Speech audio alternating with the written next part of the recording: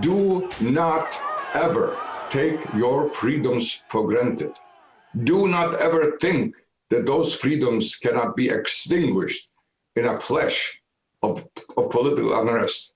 Death camp survivor David Lenga watched the storming of the US Capitol last week with absolute horror, deeply pained by the realization that the lessons of the Holocaust have not been learned.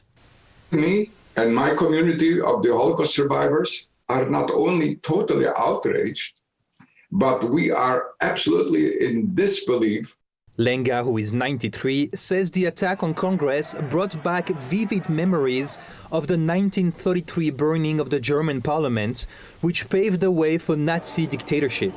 I could not believe that I'm witnessing in my own time this happening in the United States Capitol. Adding insult to injury for Lenga was seeing images of a rioter wearing a Camp Auschwitz sweatshirt. Lenga, who was born in Poland, was deported to Auschwitz when he was 17. He lost 98 family members during the Holocaust. They want their America white, Anglo-Saxon, and pure. They don't want anyone else infecting their nation.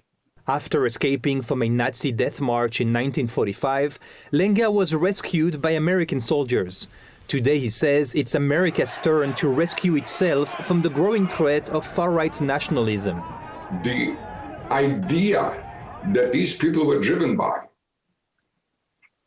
was so horrendous and so ingrained in them. He urges other Americans to take full stock of the danger and urgency of the present moment. You cannot be apathetic. You cannot be indifferent to what is going on.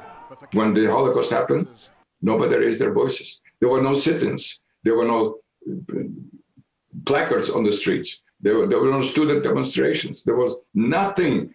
Even the Pope was silent. The whole world let it happen. We cannot afford a repeat of that. Ben Chamisso, Newsy.